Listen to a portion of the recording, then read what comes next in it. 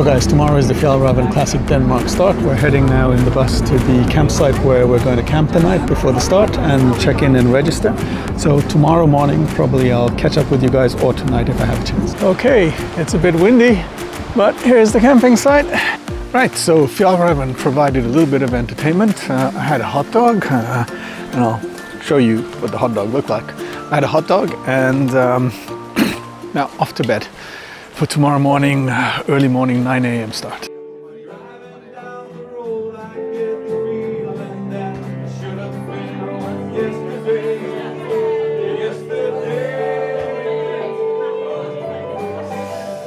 Hey guys, okay, so I'm in the tent, getting ready to get to sleep for tomorrow morning. It's going to be an early start. It's a 9 a.m. slot, which means I'm going to have to wake up pretty early to get ready, get breakfast, and get over to the harbor to start the trek. It's raining outside at the moment. I'm hoping it's going to kind of settle down during the night because I hate packing up the tent in the wet. It's not fun at all. But hopefully I haven't started a tradition. Well, so far it's been a tradition. Every Fjällräven trek I've been to has been raining so far, but let's see how it goes. And please do join me, continue to watch. Whoa, it's 1:30 in the morning. Can you hear that wind? It's scary. Hey guys, it's quite early in the morning, but I thought I'm going to first get myself ready, which I've done. I packed up my tent, I'm ready to go. It's a little bit too early, but I think I'll have a coffee. And what I do want to do is I want to put some, I don't know whether you saw that, but I want to put some blister plasters onto the areas which I know get blistered anyway.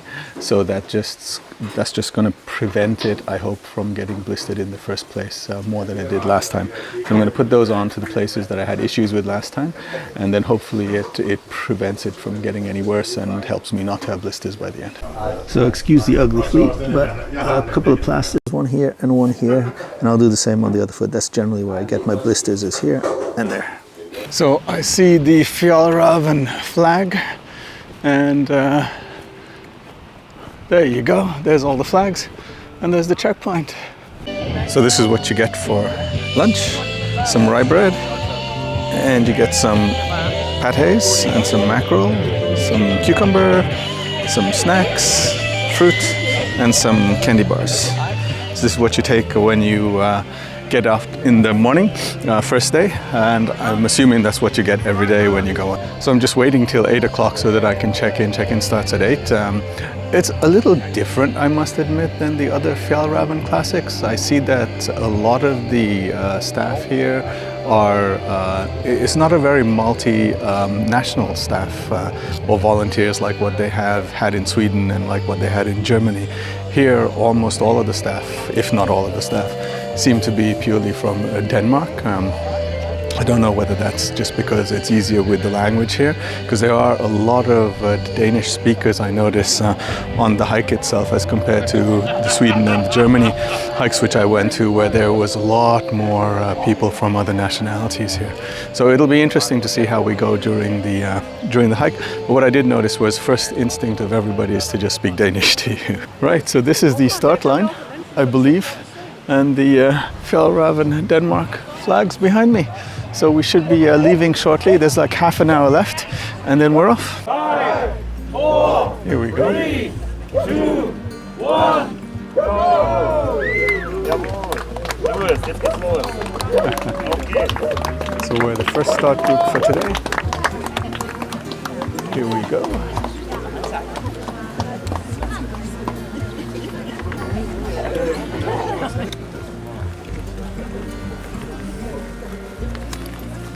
So we're off. We've started the classic. You can see we're walking along the coast to begin with. There's a whole load of people. There we go. You can see the full line of Fjällräven stickers. No, not stickers. The pack markers. Okay, we're about 25 minutes into the hike, and you can see the group starting to thin a little bit. We've got a few people who are kind of up way ahead, a few who are readjusting. Hi. Hi. So I think I'm maybe no longer the last in this start group because I stopped to take off my hoodie because it got really hot. I think those are maybe the last in our group, but yeah, it's kind of, let's see how it is. I don't think it'll be as hard as Germany or Sweden, but then again, I haven't trained at all this time, so let's see. And even though I weighed my backpack at home, it was 15.5 kg. For some reason, feels much heavier now. So let's see how we get on.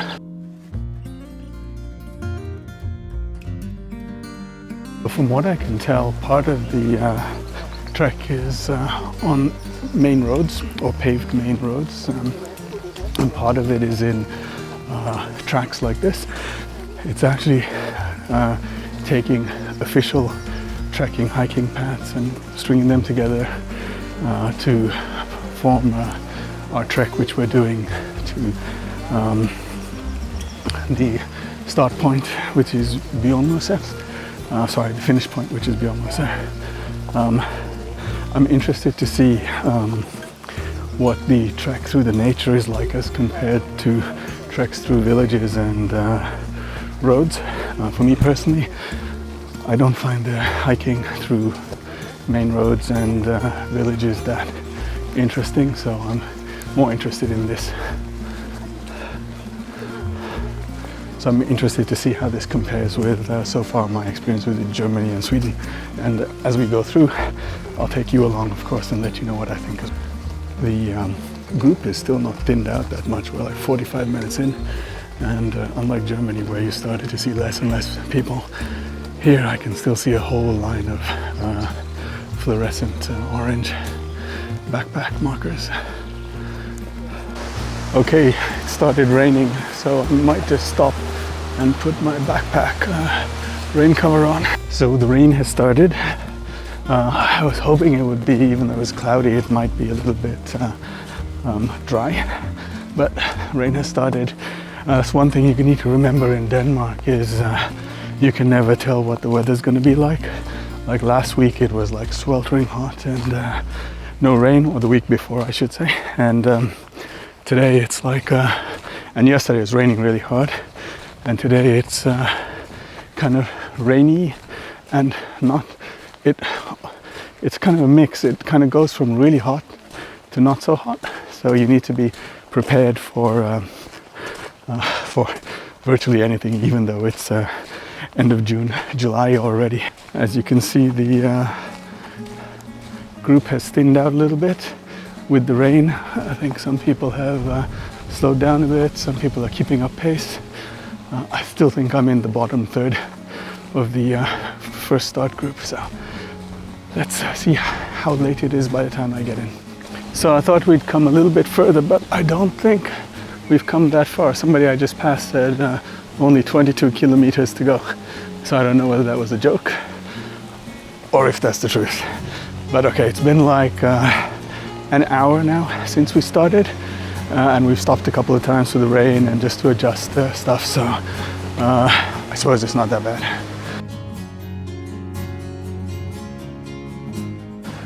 Looks like we're coming to the climb for this part of the trek. The maximum height, if I read correctly, was 125 meters above sea level, so it will be a little bit of a climb, but if I looked at the map, the gradient shouldn't be too bad, not like Germany.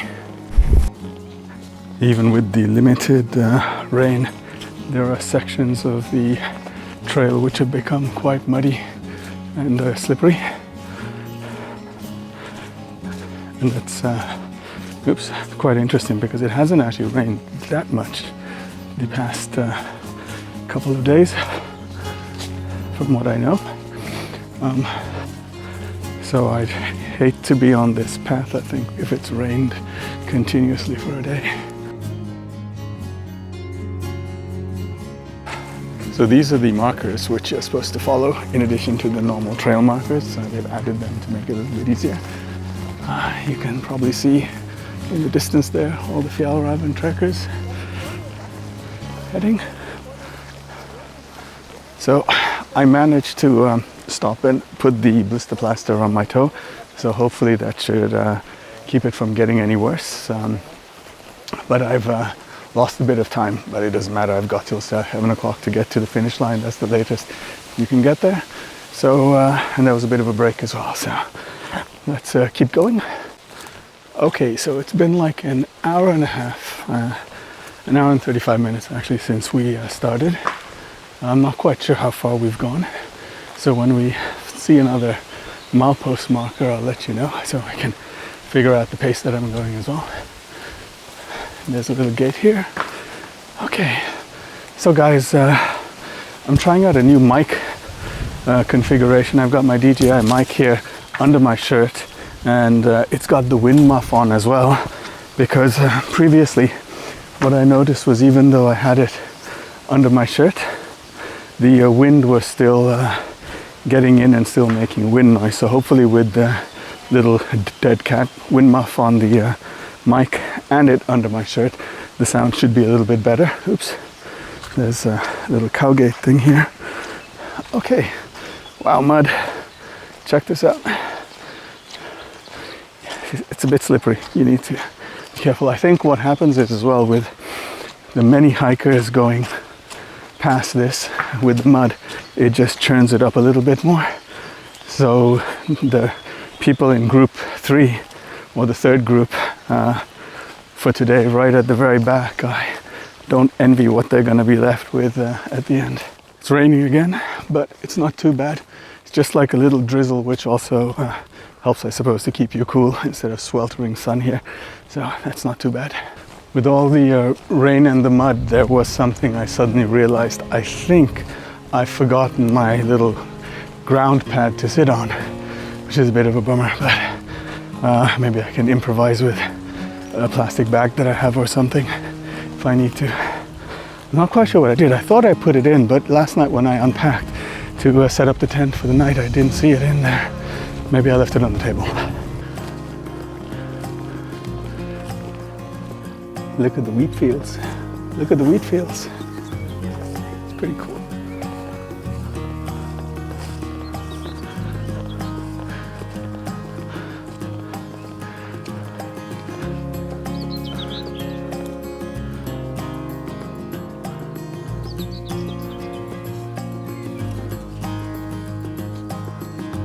Nice. I think it's actually the first time I've seen wheat this close up. I've seen pictures of it. I've seen it from far away going in the car and stuff like that, but I don't think I've been this close to wheat in the past. It's got a nice greeny gold color at the moment. We've obviously climbed a bit because there's some nice views from up here. So I think we've done the highest point maybe for today. Now we're heading downhill, as I can tell. So that last maybe 15 minutes was, it wasn't tough, but it was uphill. And without having trained, I did catch my breath a bit, or I was panting a bit, should I say. So it's not that bad. It's if that's the end of the 125 meter climb, but I'll let you know. Okay, one last view. There you go. We've reached the 10 kilometer mark. So I'm guessing there's only like another 3 or 4 kilometers till we get to the checkpoint. Maybe 5, I'm not sure. Which is another hour, I guess, half an hour. So let's continue on.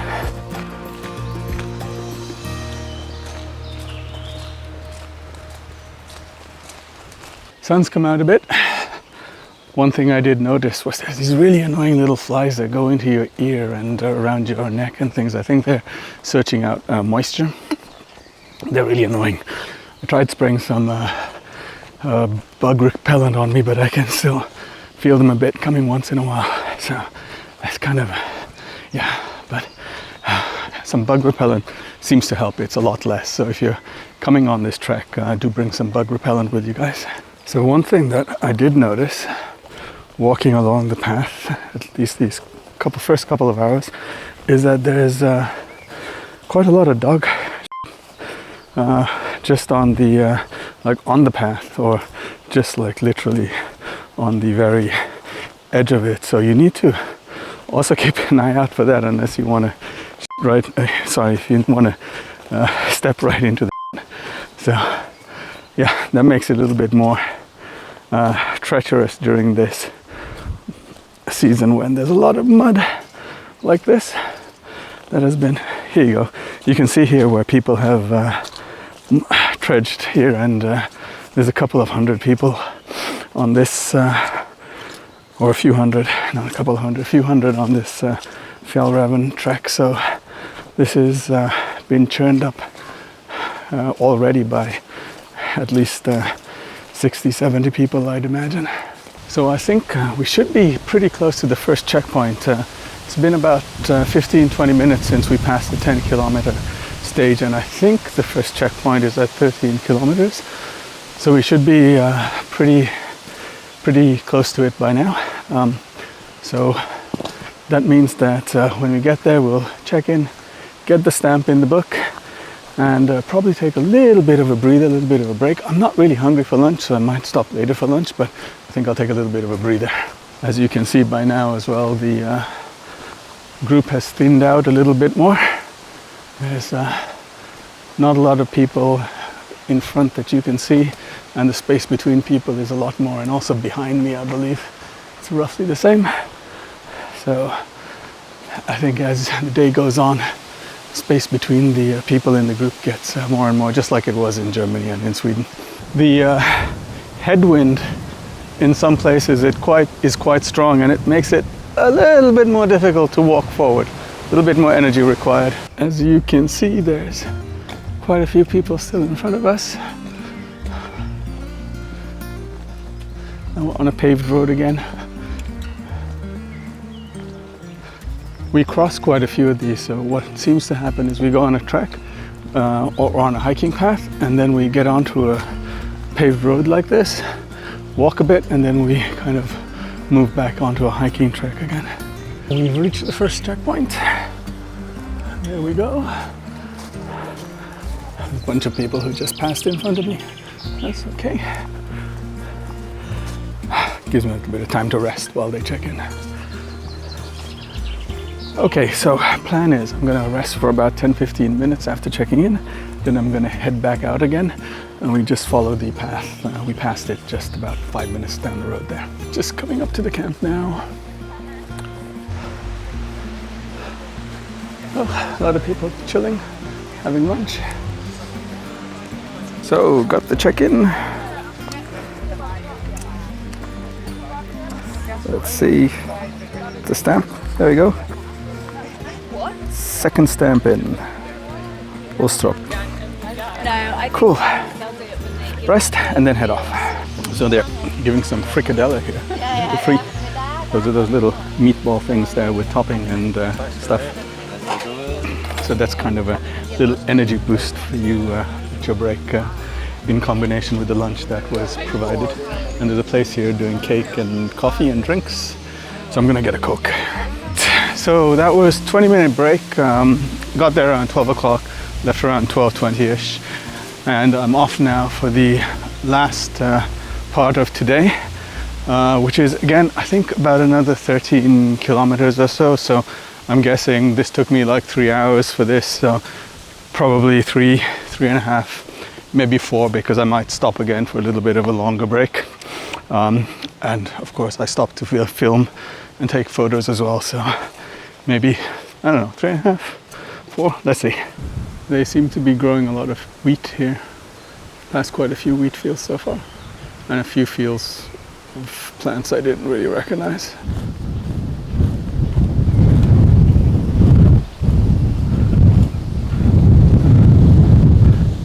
More wheat fields, and I wonder whether it's going to start raining, because I took off the rain cover off my backpack, of course. Typical. Okay, I think we are about 1.5 hours after checkpoint 1, and I'm obviously going slower than the others because I've been passed up by quite a few people now, but that's okay. There's a big group ahead of me as well who passed me from the UK, from the accent.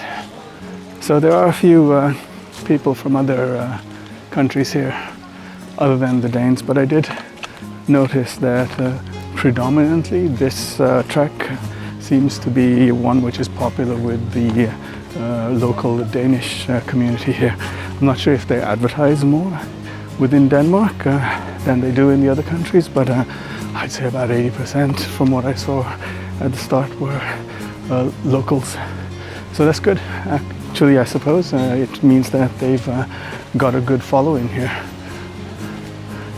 So let's see. We passed the 15-kilometer mark a little while ago, so I'm assuming we'll come up to the 20-kilometer mark shortly, I don't know, within half an hour or something, which time I'm probably going to have a bit of a break depending on what the time is. We're passing some goats grazing. Cool.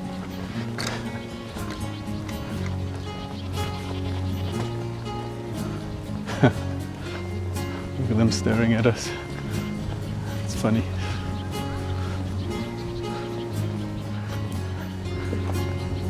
Okay, haven't reached the 20-kilometer mark yet. So I'm taking a 5-10 minute break before I attempt that.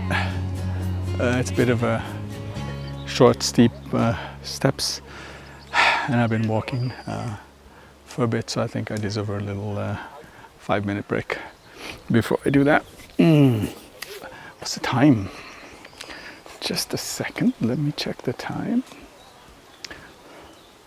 So it's 2:10, which means it's like 1.5 hours since I left the checkpoint, which means a little bit over 1.5 hours since I left the checkpoint. So should be coming up, I think, up to 20 kilometers shortly. I just came up those stairs there and I decided, I saw this little bench-like thing place here, and I thought I'm going to have a break. Since I didn't have too much of a break at the checkpoint for lunch, I thought I'd sit down here for about 15-20 minutes just to kind of get a bit more of a rest, and then I'll head off. So yeah, this second half actually after the checkpoint feels a lot tougher than the first half. It feels like it's going on forever. But I suppose that's just because of the fatigue setting in and just wanting to get to the end now quickly. So I'm gonna head off now shortly again. It's been about 15 minutes since I've sat here and taken a break. I'm gonna put the backpack on, head back out, and then hopefully I'm near the 20-kilometer marker. We haven't passed it yet though. Just passing there a place to get ice cream, but for me, I think if I stop again, I won't want to get back up. I'm not that hungry really, but if you are coming down and you're between the 15 and the 20-kilometer mark, just keep going. You cross a main road like this, and then the path continues, but before the path continues, you get the little ice cream place. So good place to rest, have an ice cream and chill for a bit, I suppose. Oh, and if you're getting ice cream here, in Denmark, the topping, when you get the topping, get something called guf. Might not have pronounced it correctly, G-U-F. It's like a, I can't explain it, it's like a, not marzipan, not, just ask for it and get it. It's sweet, it's kind of gooey, and it sits on top of the ice cream like a topping. And it's quite nice actually with the ice cream. Let's see which way. Okay, that way. Yeah, so if you're getting ice cream, get the guf, or ask for guf on top of your ice cream, and enjoy. Yeah, I just thought I probably didn't explain what guf was very well because I can't, but if one of my Danish viewers are watching and you can explain better what guf is, please do, for those of us who don't know what it is and want to try it. It's sticky. If I try and describe it a bit, it's sticky, it's a little thick, and it's sweet, and I can't describe the flavor actually. It's not vanilla, it's kind of a cross between vanilla and tutti frutti maybe. Okay, so if one of my Danish viewers are watching, please do explain, and maybe you know what it's made out of too. Okay, on we go. So notice they've got these frames all over the trail. We've passed 2 so far. This is the second one. And what they are is apparently they are kind of framing a picture that a Danish artist actually painted as well. So this is the scene that a Danish artist painted. And I think this is also the highest point in the area from which you can see the harbor there. I don't know if you can see it way over there. Okay, so hopefully there's only that little climb up over there, and then that's it for the climbing, I'm hoping. Oh. Okay, this is definitely highest point in the area. You can see some of the harbor sea over there, and on that side you can see quite far as well.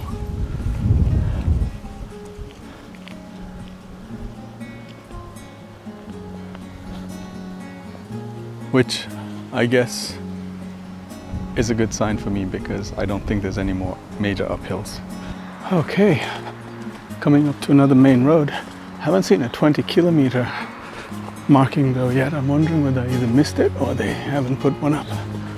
Came across this beautiful field with purple flowers. Look at that. Isn't that cool? I really hope we're getting close. I'm getting really sore and my limbs are starting to seize up, I think. So I hope we're getting really, really close. That's quite a nice view. Looky there.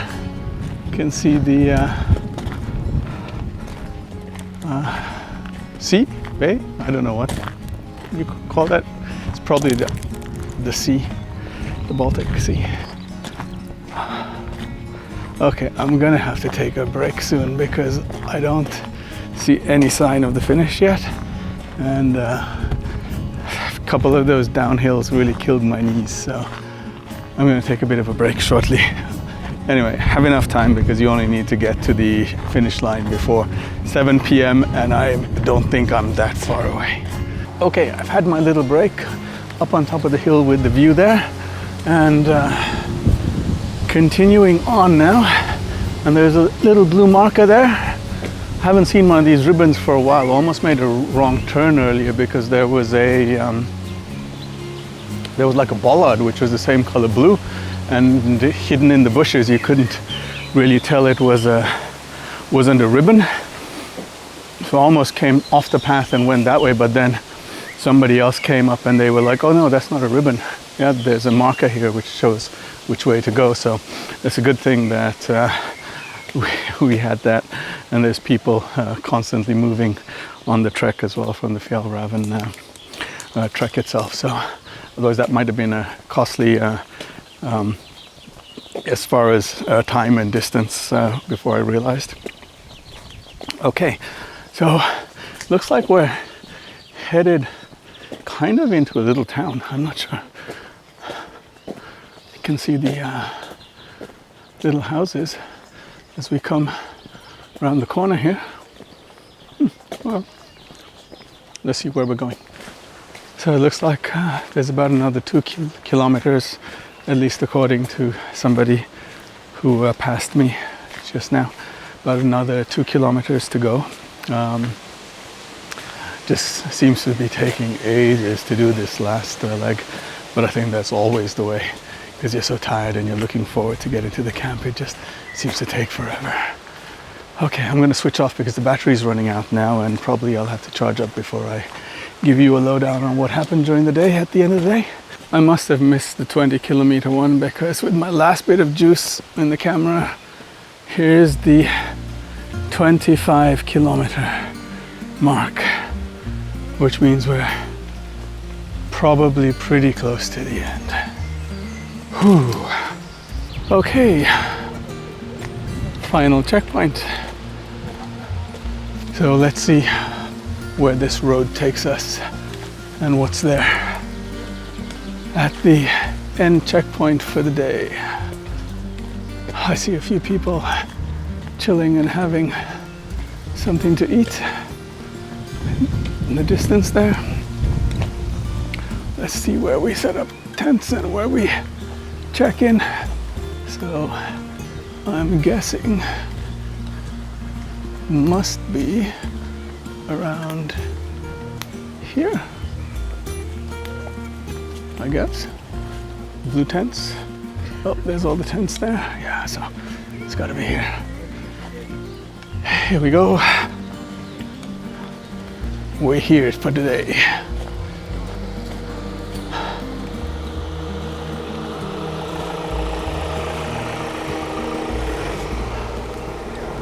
Okay guys, I'm gonna switch off. I'm gonna get my thingy stamped. Then I'm gonna go find a place to set up my tent. So this is where I'm sleeping tonight. It's a bit of a mess, but it's hot, so I don't think I'm gonna need my sleeping bag. I'm just keeping it on the side just in case. Got my shoes on that side and my backpack is on the other side there.